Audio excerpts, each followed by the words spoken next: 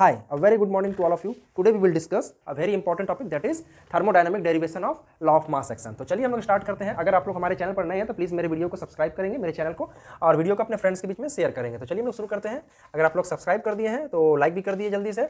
और देखिए आज हम लोग डिस्कस करेंगे thermodynamic derivation of law of mass action. ठीक है, तो thermodynamic derivation of mass action में ये जो हमारा मेन पॉइंट है, ठीक है, लॉ ऑफ मास एक्शन। कहने का मतलब हुआ कि जब हम किसी भी रिएक्शन को कैरी करते हैं तो उसमें हमें रिएक्टेंट का जरूरत पड़ता है। तो जो रिएक्टेंट है वो रिएक्टेंट का जो मास है, मतलब अमाउंट ऑफ रिएक्टेंट है, उसका क्या एक्शन होता है, ठीक है, उसको हम लोग यहाँ पर डिस्कस करेंगे। तो पहले हम लोग इस टॉपिक को डिस्कस करने से पहले हम कुछ इंपॉर्टेंट पॉइंट्स है उसको डिस्कस करेंगे। ठीक है, तो सबसे पहले जो है हम लोग थर्मोडायनामिक्स के कुछ लिमिटेशंस है उसको हम लोग डिस्कस करेंगे। तो देखिए थर्मोडायनामिक्स का सबसे इंपॉर्टेंट लिमिटेशंस क्या है कि थर्मोडायनामिक्स जो है वो किसी भी मतलब रिएक्शन का रेट को डिस्कस नहीं करता है। ठीक है, कोई भी रिएक्शन का जो रेट है वो किस रेट से मतलब रिएक्शन कैरी कर रहा है वो थर्मोडायनामिक्स डिस्कस नहीं करता है, वो आपको काइनेटिक्स डिस्कस करता है। ठीक है, ये हमारा मेन इंपॉर्टेंट पॉइंट्स है। सेकंड पॉइंट्स क्या है कि थर्मोडायनामिक्स जो है वो डिपेंड करता है what is the initial state of reactant, मतलब रिएक्शन का जब हम लोग शुरुआत किए थे उस समय उसका क्या स्थिति था, क्या अवस्था था, और उसका जो फाइनल स्टेट मतलब जब रिएक्शन खत्म हो चुका है तब उस रिएक्शन का क्या स्थिति है, क्या स्टेट है। ठीक है, ये थर्मोडायनामिक्स का क्वालिटी है और लिमिटेशन ये है कि वो रेट को डिस्कस नहीं करता है। इसके अलावा एक और इंपॉर्टेंट पॉइंट है केमिकल पोटेंशियल। केमिकल पोटेंशियल ये इसको हम लोग न्यू से डिनोट करते हैं। ये कहता है chemical potential that is partial molar free energy और partial molar Gibbs free energy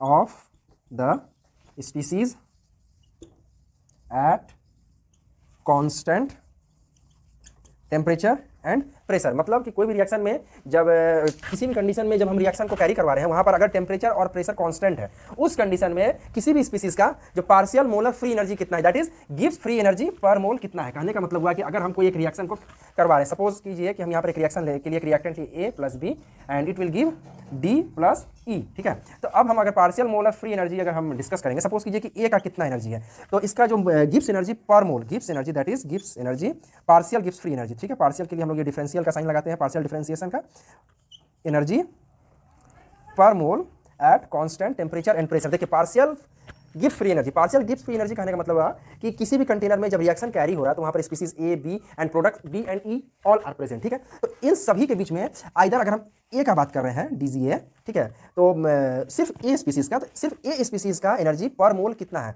suppose कीजिए कि अगर ये जो हमारा स्पीसीज है अगर यहाँ पर एक्स मोल प्रेजेंट है तो ये जो एनर्जी है हमारे पास ये वाला, ये गिफ्ट फ्री एनर्जी पर मोल ये 1 मोल का है।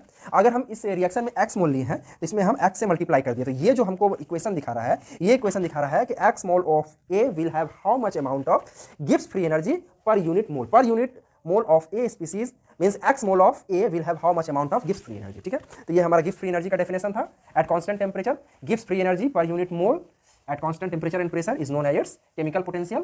ठीक है, तो ये दो पॉइंट को डिस्कस करने के बाद अब हम लोग आते हैं third one, law of mass action. ठीक है, लॉ ऑफ मास एक्शन में पहले हम लोग समझेंगे, इसका डेरिवेशन बाद में करेंगे, पहले हम लोग ये समझेंगे what is law of mass action. Suppose कीजिए कि अगर हम एक रिएक्शन लेते हैं, सॉरी एक हम रिएक्शन के लिए एक हम रिएक्शन मिक्सचर लिए A plus B and it will give us C plus D. अगर हम ए मोल ऑफ ए लिए, बी मोल ऑफ बी लिए, ठीक है, हमको सी मोल ऑफ सी मिला and D mole of D मिला। मान लेते हैं ये जो स्मॉल ए small B small C small D ये हम लोग कुछ भी ले सकते हैं, ये ऐसा कोई स्पेसिफिक नहीं। कोई अगर हम स्पेशल केमिकल रिएक्शन को अगर ऑथेंटिक केमिकल रिएक्शन को कंसीडर करते हैं तो उसमें कौन सा स्पीसीज कितना मोल ऑफ यूज किया जा रहा है और कितना मोल प्रोड्यूस हो रहा है वो हम वहाँ के इक्वेशन के हिसाब से उसको मैच कर सकते हैं। ठीक है, तो ये हम फॉर अंडरस्टैंडिंग इस इक्वेशन को कंसीडर किए हैं। तो यहाँ पर जो है हम इस रिएक्शन को हम लेते हैं। ठीक है, तो यहाँ पर कहता है कि लॉ ऑफ मास एक्शन, तो यहाँ पर जो रिएक्टेंट का मास है that is A mole of A and B mole of B present रहेगा तो इसका रिएक्शन के रेट पर क्या असर पड़ेगा। ठीक है, लॉ ऑफ मास एक्शन जो है वो डिराइव करता है relation between rate of reaction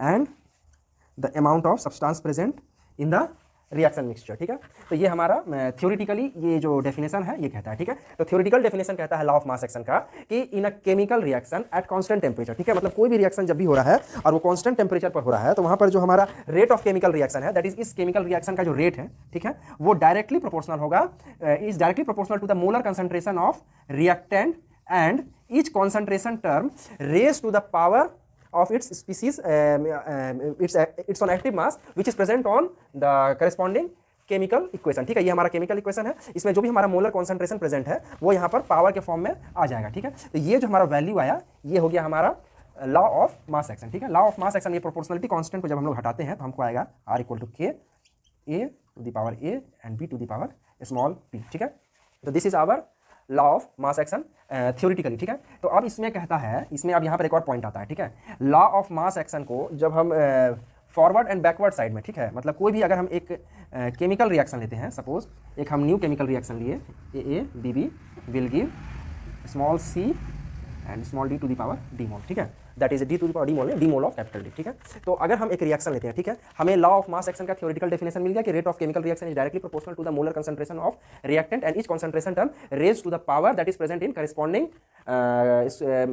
corresponding chemical equation and each concentration term is the stoichiometric coefficient। ठीक है, तो अब कहता है कि जब हम लॉ ऑफ मास एक्शन को किसी भी रिवर्सिबल रिएक्शन पर forward direction and backward direction दोनों पर अप्लाई करेंगे तब हमको जाकर के लॉ ऑफ केमिकल इक्विलिब्रियम मिलेगा, और लॉ ऑफ केमिकल इक्विलिब्रियम मिलेगा तो वहां से हमको इक्विलिब्रियम कांस्टेंट मिलेगा। तो चलिए इसको देखते हैं। मैंने जो कहा, अगर नहीं भी समझ में आया तो टेंशन लेने की कोई बात नहीं, मैं यहां समझाता हूं। मैंने कहा कि लॉ ऑफ मास एक्शन को किसी भी रिएक्शन में, किसी भी रिवर्सिबल रिएक्शन में अप्लाई करना है, और वो रिएक्शन का कंडीशन ये है कि वो इक्विलिब्रियम एस्टैब्लिश कर चुका हो। तो हम मान लेते हैं कि ये जो हम रिएक्शन लिए हैं ये रिएक्शन इक्विलिब्रियम में है और रिवर्सिबल रिएक्शन है। ठीक है, तो ये रिवर्सिबल रिएक्शन है, तो ये हमारा ऊपर वाला जो है, पहले अगर हम इस पार्ट को कंसीडर करते हैं, ये फॉरवर्ड रिएक्शन है। ठीक है, तो as per law of mass action, जैसा कि हम लोग जानते हैं, rate of chemical reaction is directly proportional to the molar concentration of reactant and each concentration term raised to the power as their stoichiometric coefficient that is present in the corresponding chemical equation। ठीक है, तो ये हमारा rate of forward reaction के लिए ये वाला condition हुआ, जो कि रिएक्टेंट कितना प्रेजेंट है वो डिसाइड करेगा कि हमारा रिएक्शन कितना आगे जाएगा। ठीक है, ये फॉरवर्ड कांस्टेंट, सॉरी, जब ये प्रोपोर्शनलिटी कांस्टेंट को हटाएंगे तो हमको प्रोपोर्शनलिटी तोड़ेंगे, सॉरी, प्रोपोर्शनलिटी को ब्रेक करेंगे तो हमको यहाँ पर एक फॉरवर्ड कांस्टेंट मिलेगा। ठीक है, that is A to the power small a and B to the power small b। ये यहाँ पर हो गया इस फॉरवर्ड रिएक्शन के लिए। अब इस रिएक्शन को हम रिवर्स करते हैं। अब मान लेते हैं कि ये रिएक्शन इधर से इधर की ओर चलना शुरू हुआ है। ठीक है, उस कंडीशन में जो है हमारा रेट ऑफ बैकवर्ड रिएक्शन जो होगा वो डायरेक्टली प्रोपोर्शनल टू होगा molar concentration of this species, that is C to the power small c and D to the power small d। ठीक है, और इस प्रोपोर्शनलिटी को ब्रेक करेंगे तो हमको मिलेगा एक बैकवर्ड कांस्टेंट। ठीक है, रेट मतलब एक constant that is used for backward reaction. ठीक है, तो ये हमारा यहाँ पर ये मिल गया। तो यहाँ पर जो है बेसिकली हमको दो इक्वेशन का यहाँ पर जरूरत है, that is equation 1 and equation 2।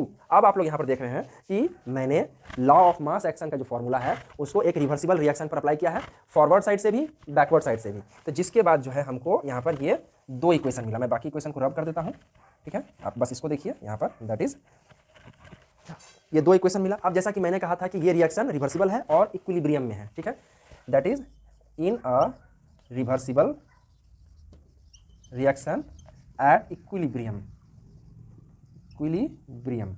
ठीक है, इक्विलिब्रियम, जब किसी भी रिएक्शन जब इक्विलिब्रियम स्टैब्लिश हो जाता है तो उस कंडीशन में रेट ऑफ फॉरवर्ड रिएक्शन और रेट ऑफ बैकवर्ड रिएक्शन बराबर हो जाता है। ठीक है, तो अब हम जान रहे हैं कि ये रिएक्शन हमारा इक्विलिब्रियम में है। इक्विलिब्रियम है तो रेट ऑफ फॉरवर्ड रिएक्शन और रेट ऑफ बैकवर्ड रिएक्शन क्या होगा, बराबर हो जाएगा। ठीक है, बराबर होगा, इसका मतलब है कि this equation is equal to this equation. ठीक है, तो अब हम यहाँ पर जो है दिस इक्वेशन के बराबर में जो है हम यहाँ पर दिस इक्वेशन को, नीचे वाला इक्वेशन को लिखेंगे।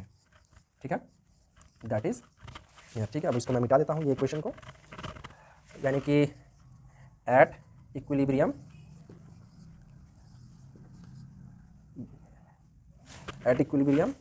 Rate of forward reaction equal to rate of backward reaction. ठीक है, तो यहाँ पर हमने देखा rate of forward reaction equal to rate of backward reaction.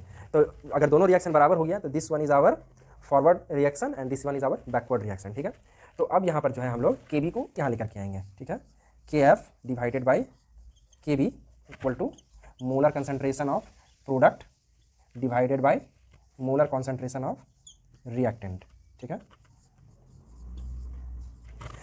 अब जैसा कि हम लोग जान रहे हैं कि ये रिएक्शन हमारा इक्विलिब्रियम में चल रहा है, तो ये जो हमारा रेशियो है K forward by K backward that is equal to हो जाएगा हमारा KF by KB equal to KC, KC that is used for equilibrium constant, ठीक है।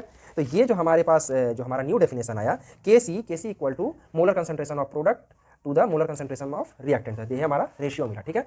तो अब ये वाला जो पार्ट है हमारा, इस पार्ट को हम लोग थर्मोडायनामिकली डिराइव करेंगे, ठीक है। तो ये हमने अभी थ्योरी से डिराइव किया था, जो हमारा लॉ ऑफ मास एक्शन का थ्योरी है, जिसको कि हम लॉ ऑफ केमिकल इक्विलिब्रियम पर अप्लाई करते हैं, और जब वहां पर अप्लाई करते हैं तो हमको मिलता है इक्विलिब्रियम कांस्टेंट, ठीक है। तो अब इसको हम लोग यहाँ पर नेक्स्ट अप्लाई करेंगे थर्मोडायनामिकली, और जब हम थर्मोडायनामिकली अप्लाई करेंगे तो हमको इक्विलिब्रियम कांस्टेंट का वैल्यू मिलेगा। तो अब यहाँ पर क्या देखिए, अब यहाँ पर सबसे बड़ा झोल अब शुरू होता है, ठीक है। सबसे पहले मैंने बोला था कि थर्मोडायनामिक्स का एक लिमिटेशन है। लिमिटेशन क्या है कि थर्मोडायनामिक्स रेट को डिस्कस नहीं करता है, रेट को डिस्कस काइनेटिक्स करता है, केमिकल काइनेटिक्स, ठीक है। अब हम देख रहे हैं कि लॉ ऑफ मास एक्शन का जो थ्योरी है, थ्योरी जो है वो रिलेशन बताता है, दैट इज रिलेशन बिटवीन, मैं थोड़ा सा इसमें देखिए, लॉ ऑफ मास एक्शन कहता है, जो हमारा बाय डेफिनेशन है, rate of chemical reaction is directly proportional to the molar concentration of reactant, ठीक है। लेकिन थर्मोडायनामिक्स तो रेट को डिराइव करता ही नहीं है, तो फिर हम thermodynamically law of mass action को कैसे डिराइव कर सकते हैं? नहीं कर सकते हैं। फिर आप बोलोगे सर अगर हम thermodynamically law of mass action को डिराइव कर नहीं सकते हैं तो फिर हमको ये टॉपिक पढ़ना ही क्यों है कि thermodynamic derivation of law of mass action?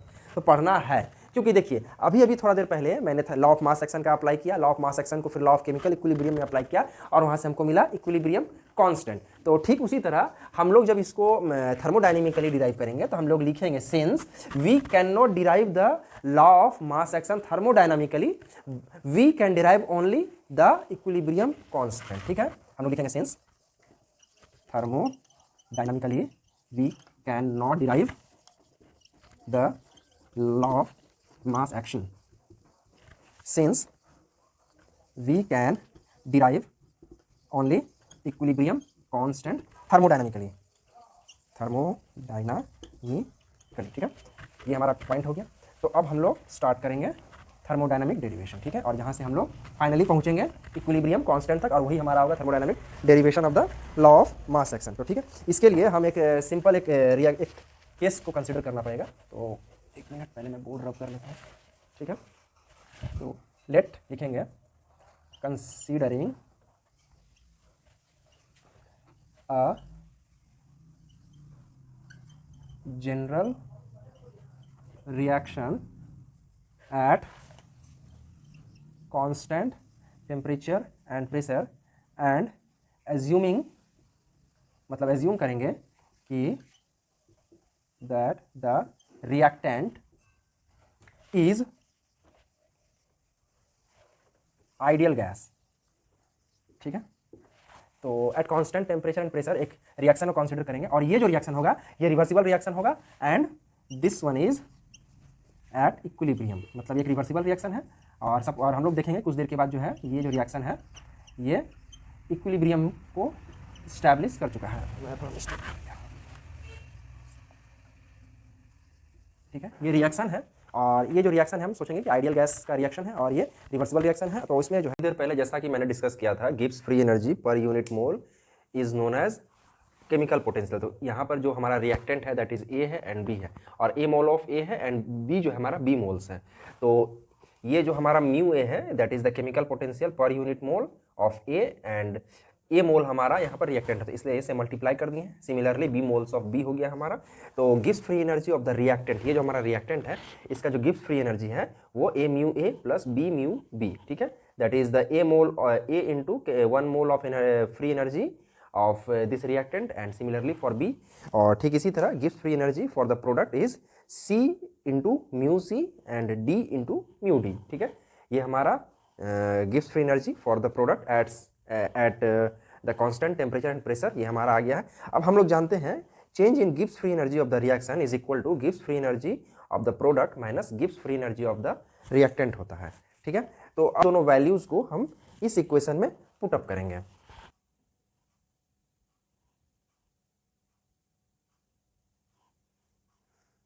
And after putting this value we will get this equation, ठीक है। ये हमारा जो वैल्यू था प्रोडक्ट का Gibbs free energy, and this is the Gibbs free energy of reactant in terms of its chemical potential, ठीक है। अब हम लोग जानते हैं ये एक फॉर्मूला है, ठीक है, ये जो कि हम लोग थर्मोडायनामिक्स में पढ़ते हैं कि chemical potential of any species in the gaseous state, मतलब किसी भी पार्टिकुलर स्पीसीज का जब वो गैसियस स्टेट में रहता है तो उसका जो वैल्यू होता है mu I equal to mu naught I plus R T L N P I, ठीक है। Mu I is the chemical potential of ith species, मतलब कोई भी स्पीसीज हो उसका केमिकल पोटेंशियल ये होता है, it is equal to chemical potential in an standard condition. Standard condition means 100 kPa आपका जो है प्रेशर रहेगा और 298.15 समथिंग केल्विन जो है टेम्परेचर होता है। उस कंडीशन में जो उसका केमिकल पोटेंशियल है plus R into T into natural logarithm of this species, मतलब natural logarithm of the partial pressure of that ith species, मतलब जो जिस स्पीसीज का हम लोग कंसिडर कर रहे हैं, मतलब जिस स्पीसीज का हम लोग केमिकल पोटेंशियल कंसिडर कर रहे हैं, मतलब जानना चाहते हैं उसका जो है पार्शियल प्रेशर कितना है, ठीक है। तो अब जो है हम लोग यहाँ पर देख रहे हैं मेरे पास इस रिएक्शन में टोटल 4 स्पीसीज है, that is C D A and B. तो ये वाला जो वैल्यू है ये इन चारों स्पीसीज के लिए अलग अलग होगा, ठीक है। तो अभी हम लोग देखेंगे इन सब का जो अलग अलग क्या वैल्यू है। जैसा कि हम लोग जानते हैं at constant temperature and pressure the gift free energy of any species is equal to its chemical potential. तो ये जो हमारा रिएक्शन है ये at constant temperature and pressure पर हो रहा है और ये गैसियस स्टेट में। गैसियस स्टेट में जो किसी भी मतलब स्पीसीज का जो केमिकल पोटेंशियल वैल्यू क्या होता है वो अभी हम लोग देखें। तो ये देखिए हमारे पास जो चारों स्पीसीज हैं, चारों स्पीसीज का ये हमारा chemical potential value, for example for chemical example नहीं बोल सकते हैं या डायरेक्टली बात करेंगे। For species A the its chemical potential value is mu naught A, तो यानी कि chemical potential value under standard condition plus R T L N P A. P is the partial pressure of species A. Similarly B C and D these are here, ठीक है। अब last step हमने अभी देखा था कि Gibbs free energy of the reaction is equal to the sorry change in Gibbs free energy of the reaction is equal to the Gibbs free energy of the product minus Gibbs free energy of the reactant. और इस equation में जब हम लोग value put किए थे तो हमको लास्ट वाला ये इक्वेशन मिला था, ठीक है। अब इस इक्वेशन में ये जो हमारा वैल्यू आया है C mu C plus D mu D and minus A mu A plus B mu B, तो इच स्पीसीज का जो इच टर्म है उसका जो वैल्यू है हम यहाँ पर पुट करेंगे यहाँ से, ठीक है। म्यू ए के लिए जैसे यहाँ पर हम देख रहे हैं जैसे म्यू सी का वैल्यू जो है ये है, म्यू डी का ये है, ए बी सिमिलरली ये चारों को हम पुट किए यहाँ पर। उसके बाद ये हम यहाँ से नेक्स्ट स्टेप स्टार्ट होता है जिसमें हम लोग कुछ नहीं बस रीअरेंजमेंट किए हैं, ठीक है। इस सी से इसको मल्टीप्लाई किया है, यहाँ पर इस डी से मल्टीप्लाई किया, ऐसा ही एक स्टेप मैंने यहाँ जंप किया, देन आफ्टर रीअरेंजमेंट किया। तो यहाँ से हम जैसे C mu C D mu D जो हो गया एक तरफ कर लिए एंड सिमिलरली फॉर रिएक्टेंट का जो है एक तरफ हमने किया और लॉगरिदम वाला पार्ट को एक अलग तरफ हम लोग कर लिए हैं, ठीक है। अब उसके बाद जो है नेक्स्ट वन जो है हम लोग यहाँ पर इसको सिंपल इनिशिएशन करना है जो कि हम लोग यहाँ पर देखेंगे, ठीक है। तो अभी ये जो हमारा पार्ट है दिस वन पार्ट, ठीक है, ये पार्ट अभी हमें थोड़ा देर पहले यहाँ पर मिला था जो कि Gibbs free energy of the reaction था, change in Gibbs free energy of the reaction.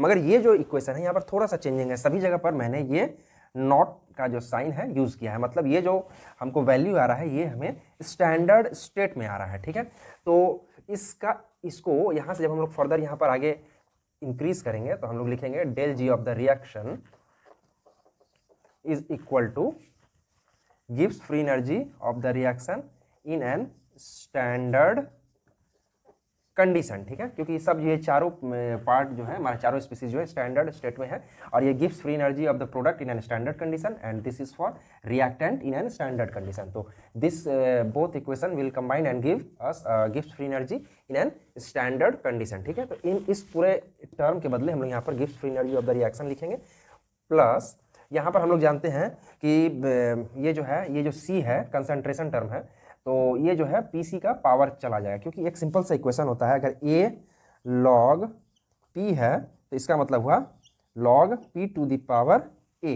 तो उसके हिसाब से ये वाला जो इक्वेशन है हमारा हो जाएगा RT कॉमन लेंगे तो ln PC to the power small c into ln P d to the power small d, ठीक है, माइनस यहाँ पर भी एकदम सेम हो जाएगा RT ब्रैकेट के अंदर ln PA to the power small a into PB to the power small b। यहाँ पर जो है हम लोग इसको थोड़ा सा चेंज करेंगे, तो ये जो हमें आया था del G naught of the reaction plus हम लोग जानते हैं log A एक फॉर्मूला है, log A minus log B equal to log A by V होता है, ठीक है। तो यहाँ पर भी हम लोग सेम कंडीशन अप्लाई करेंगे, RT जो है कॉमन लेंगे, RT कॉमन लेने के बाद नेचुरल लॉगरिदम का कंडीशन है तो ln लिखेंगे, ठीक है। और ये जो कॉन्सेंट्रेशन टर्म है इसको हम लोग यहाँ पर डायरेक्ट मेंशन करेंगे एज इट इज़। आगे देखेंगे तो ये जो रिएक्शन है ये कुछ इस तरह का आएगा, जिसको मैं पूरा PDF फॉर्म में यहाँ पर अपलोड कर रहा हूँ। ये देखिए, ये टोटल हम लोग यहाँ तक पहुँच चुके हैं। अब यहाँ पर जो है ये वाला पार्ट जो है, ये देखिए, ये जो पार्ट आता है ये जो है ये similar to change in Gibbs free energy of the reaction in an standard condition में, तो इसको हम लोग del G naught of the reaction consider करेंगे, ठीक है। और RT ln वाले पार्ट को कुछ यहाँ पर इस तरह लिखेंगे। और यहाँ पर हम लोग जो जानते हैं इसको रीअरेंजमेंट करने के दौरान दो फार्मूला का यूज़ होगा, that is ln A into ln B equal to ln A plus B होता है, और ln A minus B equal to ln A by B होता है। तो जो भी नेगेटिव वाला पार्ट है वो डिनोमिनेटर में आ जाएगा और पॉजिटिव वाला पार्ट जो है ऊपर में मल्टीप्लाई हो जाएगा। तो हमको फाइनली हमको जो रिएक्शन इक्वेशन मिलता है, del G of the reaction equal to del G naught of the reaction plus RT ln P C to the power C and PD to the power D divided by PA to the power A and PB to the power B। हम लोग जानते हैं कि जब कोई भी reaction equilibrium में होता है तो उसका गिब्स फ्री एनर्जी वैल्यू 0 हो जाता है। तो यहाँ पर डेल जी इक्वल टू 0 करेंगे क्योंकि ये रिएक्शन हमारा इक्विलिब्रियम में है। फॉर द रीअरेंजमेंट करेंगे तो हमको इक्वेशन 7 मिलेगा, ठीक है। एंड आफ्टर दैट हम लोग जानते हैं कि del G naught of the reaction equal to minus RT ln QP होता है, ठीक है। तो equation 8 and equation 7, this one is the equation 7। इन दो इक्वेशंस को जब हम इक्वेट करेंगे तो हमको मिलता है QP equal to this part, and ये जो QP है यहाँ पर इसको हम लोग प्रेशर कॉफिशिएंट या रिएक्शन कॉफिशिएंट कहेंगे। ये भी हमारा रेशियो हो जाएगा, ठीक है। और ये जो रिएक्शन है इट इज़ एट इक्विलिब्रियम में है, तो ये जो हमारा वैल्यू आया दिस पार्ट, ये वाला, इसको जो है हम लोग यहाँ पर ये वाला जो पार्ट है ये हमें इक्विलिब्रियम कांस्टेंट में मिल रहा है। क्योंकि ये इक्विलिब्रियम में रिएक्शन है तो इस ये रिएक्शन जो है अब इक्विलिब्रियम इस्टेब्लिश कर चुका है, तो इसलिए ये वाला पार्ट जो है हमको इक्विलिब्रियम कांस्टेंट का वैल्यू प्रोवाइड करेगा। और इस तरह जो है हमको यहाँ पर लॉ ऑफ मास एक्शन जो है थर्मोडायनेमिकली डिराइव हो जाता है। देखिए यहाँ पर हमको इक्विलिब्रियम कांस्टेंट का वैल्यू मिल गया। इक्विलिब्रियम कांस्टेंट का जो वैल्यू है उसके अंदर rate of forward constant and rate of backward constant का इंक्लूजन होता है, ठीक है। तो यहाँ से जो है हमको law of mass action completely मिल जाता है। तो इस तरह हम लोग थर्मोडायनामिक डेरिवेशन करते हैं लॉ ऑफ मास एक्शन का।